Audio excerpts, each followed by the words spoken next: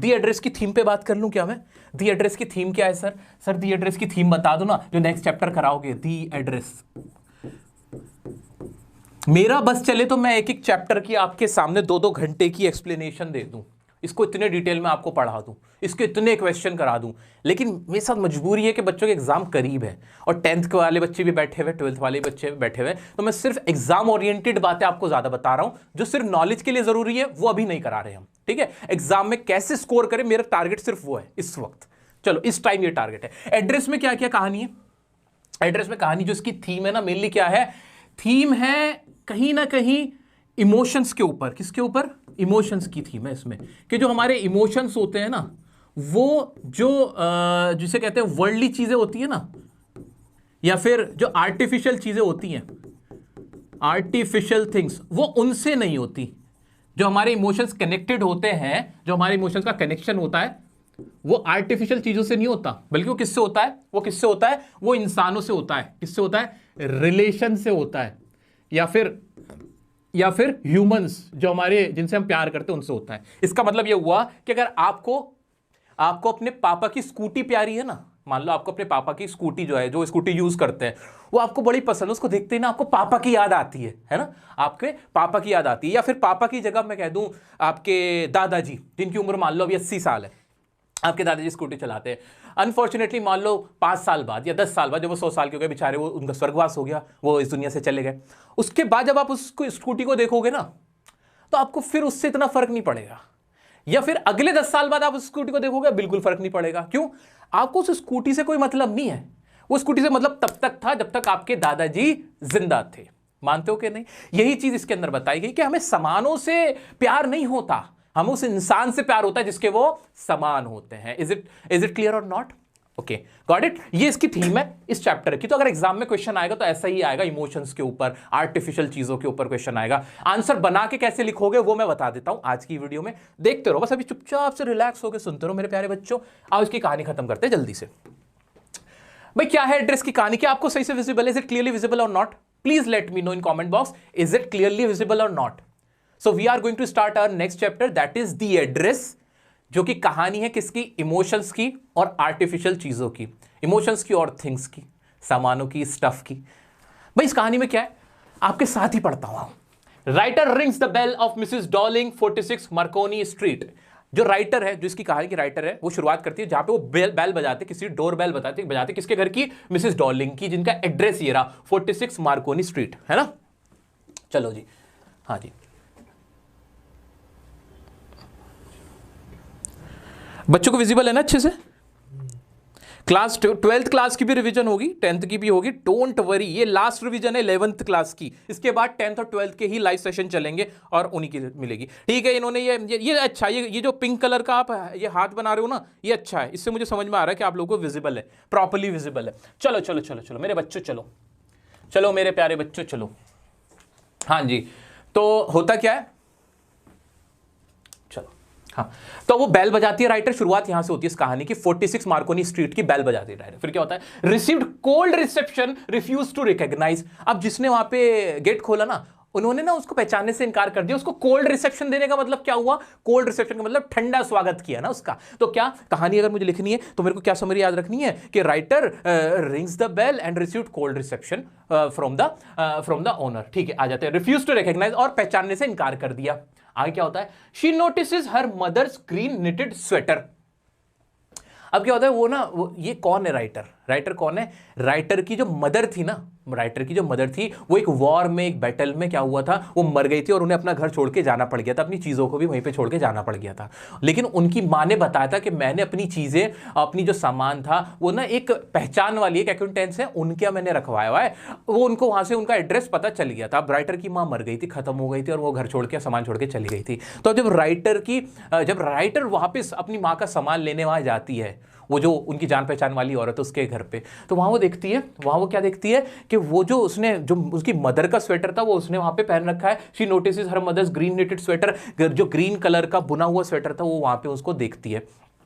और क्या देखती है? Mrs Darling did not entertain her and close the door. लेकिन वो जो मिसेस डॉर्लिंग होती है, जो उसकी माँ की जान पहचान की होती है, नोन होती है उसकी, वो उसको पहचानने से ही क्या कर देती है? इनकार कर देती है। क्यों कर रही है वो ऐसा? क्योंकि वो उसको सामान देना नहीं चाहती, वो उसको सामान जो उसकी मदर के सामान थे वो देना नहीं चाहती। शी गोज वंस अगेन, लेकिन राइटर बड़ी उदास होकर आ जाती है। वहां पे वो देखती है कि भाई मिसेस डॉर्लिंग ने तो उसकी मदर का जो नेटेड स्वेटर वो पहना हुआ है, रखा हुआ है वहां पे, देख रही है।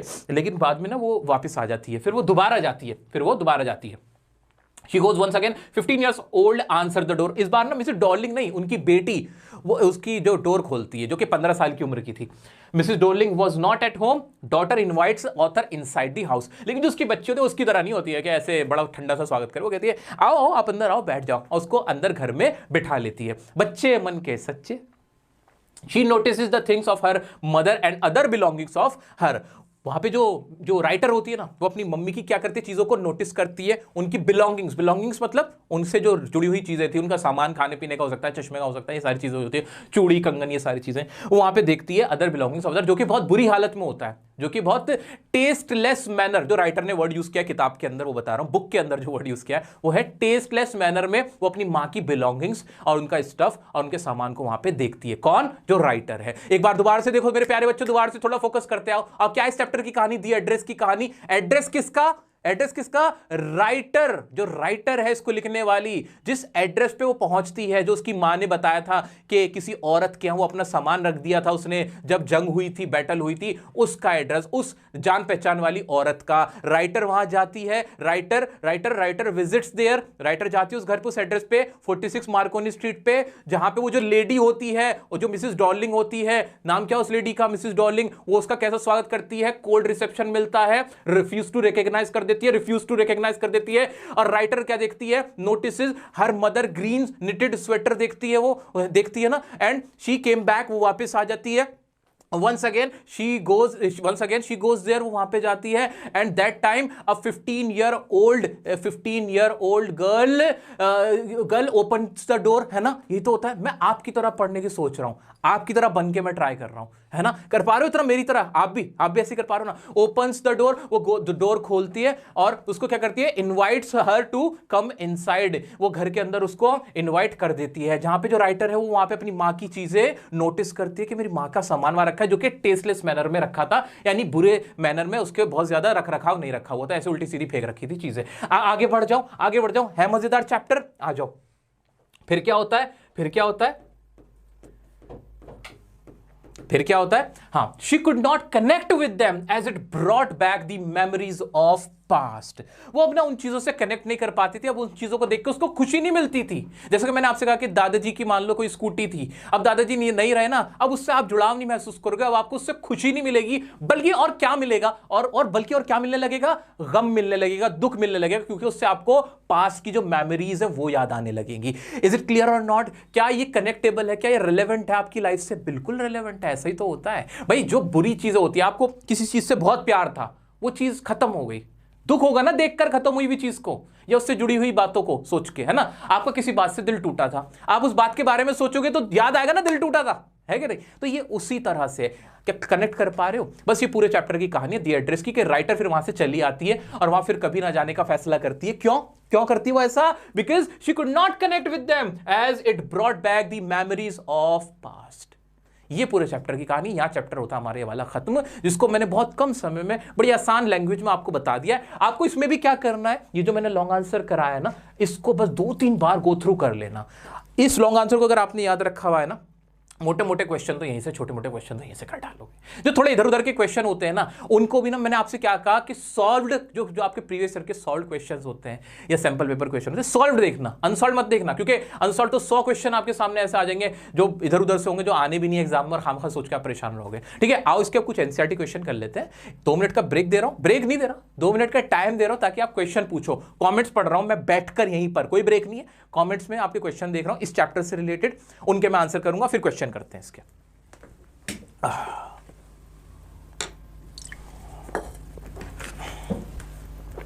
चलो जी, पूछो जी। क्या पूछ रहे मेरे बच्चे? हाँ, क्लास 10th वालों, बोल तो रहा हूं, आज 11th क्लास का ये लाइव सेशन लास्ट है। इसके बाद 10th और 12th आपके लिए ही सारी चीजें की जाएंगी, आपकी ही तैयारी कराई जाएगी, वो भी ऐसी तैयारी कि क्लास का जो भी, जिसकी इंग्लिश कमजोर भी है ना, वो बच्चा भी बहुत अच्छा स्कोर करेगा।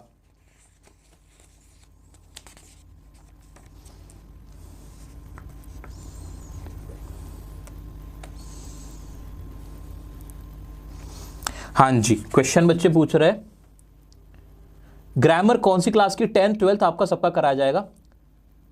पीडीएफ, ये सारी पीडीएफ आपको हमारे Telegram group official dear sir पे मिल जाएगा। ऑफिशियल डियर सर पे सारी पीडीएफ मिल जाएंगी।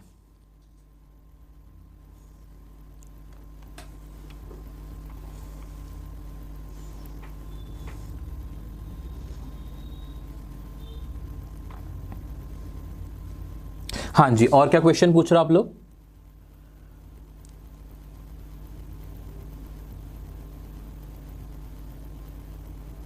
फोटोग्राफ, पोएम्स अभी कराएंगे, अभी इस चैप्टर से रिलेटेड बात करते हैं ना।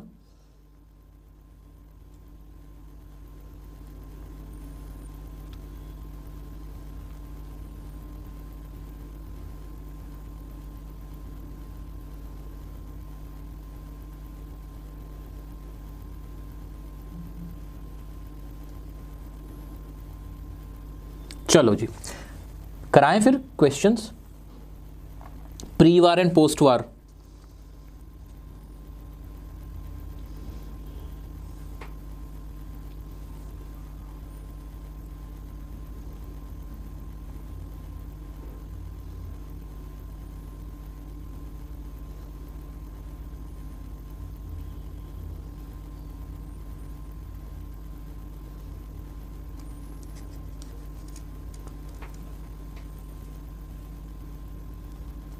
हाँ जी, ओके।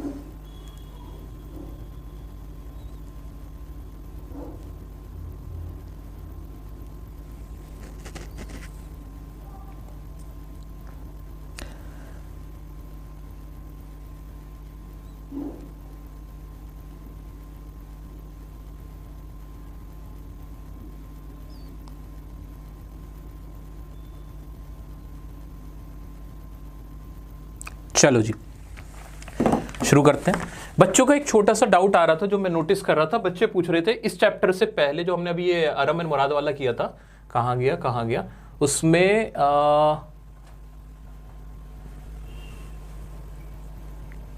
उसमें ये जो जॉन बायरो था, uncle's friend Khusro, talk about Khusro. तो इसमें खुसरो जो अंकल थे, उसमें जो अंकल खुसरो थे वो इरिटेटेड मैन थे, लाउड मैन थे। ये जॉन बायरो नहीं था, ये बाय मिस्टेक मैंने बोल दिया था, तो इसलिए मैं आपको करेक्ट कर देना चाहता हूँ, खुद को करेक्ट कर रहा हूँ इनफैक्ट, कि जो अंकल खुसरो थे उनका नेचर शॉर्ट टेम्पर था, जॉन बायरो का नहीं, खुसरो का था। ठीक है, इज इट क्लियर ना? चलो जी, अब आ जाते हैं इसी चैप्टर पे। ये बच्चों को बहुत सारा डाउट आ रहा था, कभी कभी स्लिप ऑफ टंग हो जाता है, तो मैंने कहा आपको करेक्ट कर दूं, बच्चों के मन में डाउट नहीं होना चाहिए। अंकल खुसरो बहुत ज़्यादा, एक मुस्टैच थी उनकी मोटी मोटी। अब इस पर अगर मैं पूरी डिटेल में बता दूं तो फिर टाइम लग जाएगा, वरना उनका पूरा करेक्टर स्केच में आपको समझाने के मूड में था वैसे तो। चलो, अब एड्रेस चैप्टर से रिलेटेड कुछ क्वेश्चन देख लेते हैं। Why did the narrator of the story want to forget the address? भाई जो नरेटर है स्टोरी के, वो कहानी को भूल जाना चाहते थे, ऐसा क्यों था? बताया तो था, she could not connect with the things as she could not connect with the things. पहली बात तो ये हो गई कि वो चीजों से कनेक्ट नहीं कर सकती थी, कर पा रही थी। एंड और क्या था, एंड इट रिकॉल्स या फिर it was giving her grief या फिर the hint of past memories. ऐसा कुछ नहीं लिख सकते कि हम, हाँ लिख सकते हैं सर ऐसी क्या लाइन हमने क्या लिखी नहीं, हाँ है ना, she could not connect with them as it brought back the memories of past. ऐसे बना के लिख देंगे, हो गया काम। और है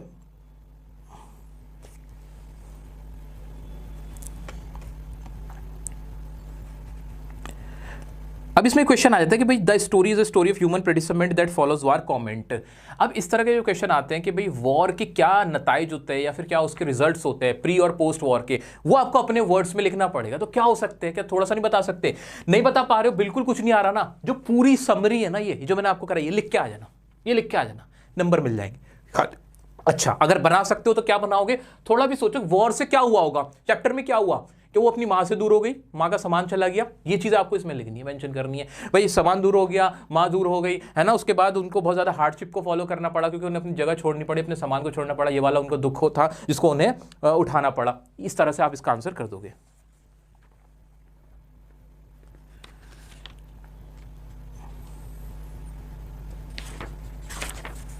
चलो जी, क्या हम आगे बढ़ सकते हैं? नहीं